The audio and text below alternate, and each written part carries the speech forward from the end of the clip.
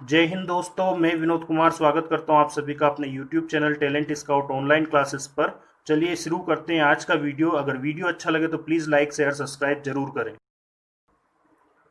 बात कर रहे थे हम 10th क्लास साइंस की, जिसका सेकंड चैप्टर हमारा चल रहा था, जिसका नाम है acid base and salts. Acid base और सॉल्ट्स, ये सेकंड चैप्टर है 10th क्लास साइंस का, जिसके अंदर आज हम सॉल्ट्स की स्टडी करने वाले हैं। हम लोगों ने एसिड और बेस के कैरेक्टराइटिस फीचर लास्ट वीडियो तक पढ़ लिए हैं। आज हम बात करने जा रहे हैं सॉल्ट्स की।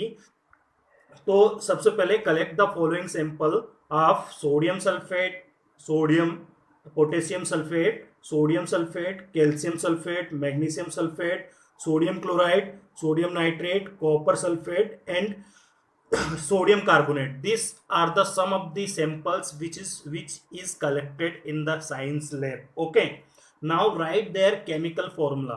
अब इनके केमिकल फॉर्मूले हमें राइट करने हैं। So first of all, potassium sulphate is written as K2SO4 because the valency of sulfate ion become 2 in this and sodium ion having +1 as the valency. Sodium sulphate return S Na2SO4, क्योंकि sodium की valency 1 है इसलिए sulphate को 1 time, और sulphate की valency 2 है इसलिए sodium को 2 टाइम। कहने का मतलब वैलेंसी के हिसाब से यहाँ पर फॉर्मूला मेंशन किया जाता है। हमने लास्ट क्लास 9th क्लास में पढ़ा भी होगा रेगुलर क्लासेस के अंदर। देखो क्या होता है, जैसे सोडियम की वैलेंसी है कितनी, 1, सोडियम की वैलेंसी 1, और सल्फेट की वैलेंसी कितनी है, सल्फेट की वैलेंसी है यहाँ पर ये +1 है, ये -2 है।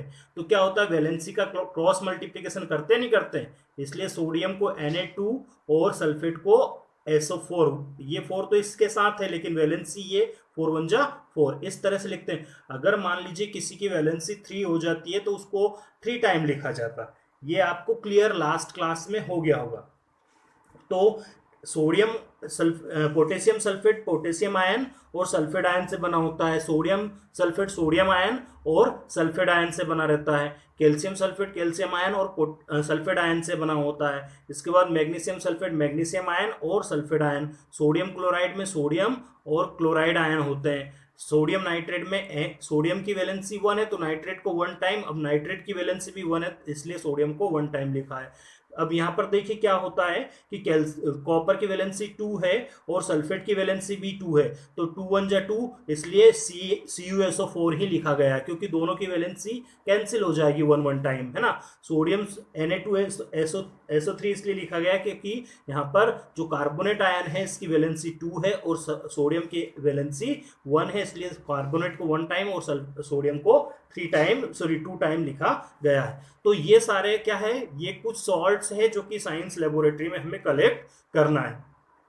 अब वैसे तो बेसिकली जो सॉल्ट्स रहते हैं, ये सॉल्ट्स कैसे होते हैं, न्यूट्रल होते हैं, और इनका पीएच कितना रहता है, 7.0 होता है। अब 7.0 होता है सभी सॉल्ट्स का पीएच, लेकिन कुछ कंडीशन होती है जहां पर पीएच अफेक्टेड हो जाते हैं। अगर यहां पर स्ट्रॉन्ग एसिड के साथ स्ट्रॉन्ग बेस रिएक्ट करके सॉल्ट्स बना रहा है तो वो सॉल्ट बेसिकली न्यूट्रल रहेगा। क्यों, क्योंकि दोनों ही एक दूसरे के कैरेक्टराइटिस फीचर को क्या कर देते हैं, न्यूट्रलाइज कर देते हैं। लेकिन स्ट्रॉन्ग एसिड के साथ वीक बेस को रिएक्ट कराया तो बेस के कैरेक्टर ज्यादा न्यूट्रलाइज हो जाएंगे, क्योंकि स्ट्रॉन्ग एसिड है, जो ताकतवर है वो अपने कैरेक्टर एक्सप्रेस करेगा। तो यहाँ पर जो सोडियम है, सॉरी स्ट्रॉन्ग एसिड है, ये स्ट्रॉन्ग एसिड अपने कैरेक्टराइटिस फीचर शो करेगा, इसलिए कुछ एसिडिक प्रॉपर्टीज में रहेंगी, इसलिए एसिडिक सॉल्ट प्रोड्यूस होता है। वैसे ही अगर एसिड वीक हो और बेस स्ट्रॉन्ग हो, यहाँ एसिड स्ट्रॉन्ग था इसलिए एसिडिक प्रॉपर्टी, यहाँ बेस स्ट्रॉन्ग एसिड से इसलिए बेसिक सॉल्ट्स प्रोड्यूस होंगे।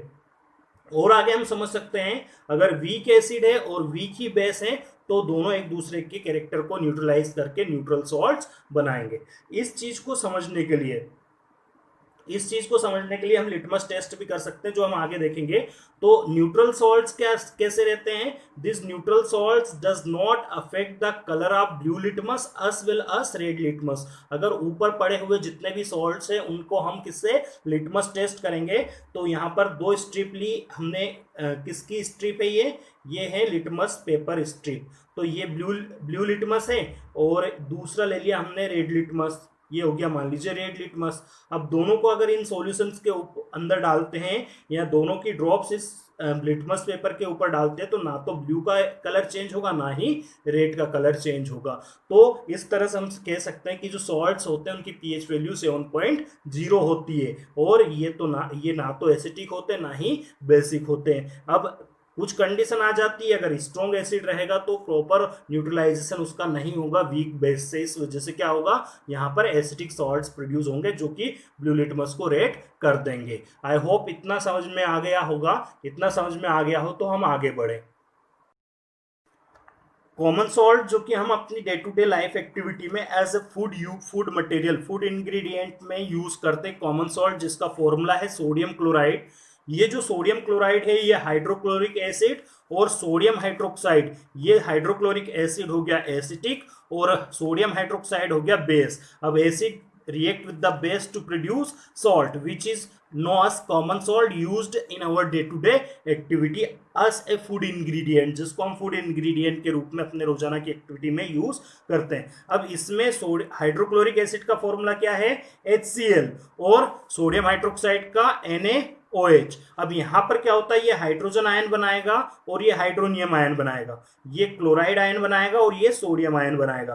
तो क्लोराइड आयन और सोडियम आयन, यहां पर sodium ion plus chloride ion, ये दोनों मिलकर क्या बनाते हैं, सोडियम क्लोराइड बना लेते हैं। ये दोनों मिलकर क्या बना लेंगे, सोडियम क्लोराइड बना लेंगे। वहीं यहां से हाइड्रोजन आयन और यहां से हाइड्रोनियम आयन, ये दोनों रिएक्शन करके क्या बना लेंगे, H2O वाटर बना लेंगे। तो सोडियम क्लोराइड जो फॉर्मेट होता है हाइड्रोक्लोरिक एसिड और सोडियम हाइड्रोक्साइड की रिएक्शन से फॉर्मेट होता है, जिसको कॉमन सॉल्ट बोला जाता है।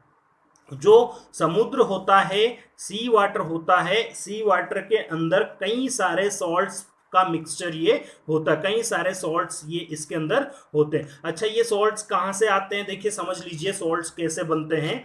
तो ये हैं क्या, ये हैं हिली एरियाज या फिर टेरेस्ट्रियल, है ना, ये क्या है, टेरेस्ट्रियल एरियाज हैं। और ये क्या है, एक्वाटिक बॉडीज हैं, जिसको सी बोला जा सकता है, समुद्री, यहाँ पानी भरा है, ठीक है। अब यहां से वेपोराइजेशन होता है वाटर का, क्या होता है, वेपोराइजेशन होता है वाटर का, और वाटर वेपोराइज्ड होकर कहां चले जाते हैं, in the sky and forms cloud, क्या बना लेते हैं, इससे क्लाउड बन जाते हैं। अब यहां से क्लाउड क्या करते हैं, इट कॉज रेनफॉल्स, इसकी वजह से क्या होता है, बरसात होती है। तो रेनफॉल जब होता है कहां पर, लैंड के ऊपर, तो यहां से क्या होता है, अब रॉक्स रहेंगी और रॉक्स के अंदर क्या रहते हैं, कई सारे सॉल्ट्स रहते हैं। तो इन रॉक्स से ये सॉल्ट्स बहकर कहाँ चले जाते हैं, नदी तालाब वगैरह में से बहकर, चट्टानों से बहकर ये समुद्र में चले जाते हैं। अब यहाँ पर जो समुद्र है इसमें रॉक सॉल्ट्स आ गए और लगातार यहाँ से क्या होता है, वाटर वेपोराइज होता है और सॉल्ट्स जो होते हैं वो लेफ्ट बिहाइंड ये रह जाते हैं, ये वेपोराइज नहीं होते, सॉल्ट्स वेपोराइज नहीं होते, इसलिए लगातार कई मिलियंस ईयर्स से ये प्रोसेस चलती रहती है, जिसकी वजह से समुद्र में सॉल्ट्स का कॉन्सेंट्रेशन बढ़ जाता है, इसलिए सैलिन वाटर सी का होता है। तो जो सी वाटर होता है, सी वाटर में कई सारे सॉल्ट्स होते हैं और ये सॉल्ट्स आते कहां से, by the degradation of the rocks, rocks के डिग्रेडेशन से लगातार चट्टानों के टूटकर उनमें से जो सॉल्ट बनते हैं वो नदी तालाब से होकर समुद्र में चले जाते हैं नदियों के बहाव के साथ, और इस तरह से सॉल्ट वहां कॉन्सेंट्रेशन लगातार बढ़ता चला जाता है।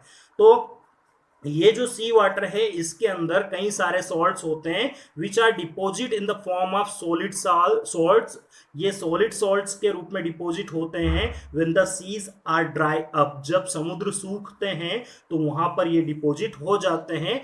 This are brown coloured salt, ये ब्राउन कलर के सॉल्ट होते हैं because presence of impurities in them, इनके अंदर इम्प्योरिटीज होने की वजह। And this rock salts are mine like the coal, जैसे कोयले को माइन किया जाता है, माइन मतलब खोदा जाता है, उसी तरह से इसे खोदा जाता है। कॉमन सॉल्ट्स के रूप में सोडियम क्लोराइड हम पढ़ेंगे जो कि रॉ मटेरियल होता है, किसके लिए, कई सारे सब्सटेंस के लिए जो हम generally day to day life में यूज करते हैं, जिसमें सोडियम हाइड्रोक्साइड हम यूज करते हैं, बेकिंग सोडा हम यूज करते हैं, वॉशिंग सोडा हम पढ़ते हैं, ब्लीचिंग पाउडर पढ़ते हैं। इन सब के लिए जो कॉमन सॉल्ट है सोडियम क्लोराइड, ये रॉ मटेरियल के जिससे यूज होता है। नेक्स्ट वीडियो में हम सोडियम हाइड्रोक्साइड OH। ये जो सोडियम हाइड्रोक्साइड है इसके बारे में पढ़ेंगे कि सोडियम हाइड्रोक्साइड क्या होता है और कैसे बनाया जाता है। आज के लिए इतना ही। अगर वीडियो अच्छा लगे तो प्लीज लाइक शेयर सब्सक्राइब जरूर करें, बेल आइकन दबा दें ताकि आपको सभी वीडियो के नोटिफिकेशन सबसे पहले मिले। मैं इस वीडियो के डिस्क्रिप्शन में इन चैप्टर्स के सॉल्यूशंस की PDF अपलोड करना स्टार्ट कर रहा हूं, तो सभी स्टूडेंट्स उसे भी डाउनलोड करते चले और नोट्स बनाते चले। Thank you for watching this video.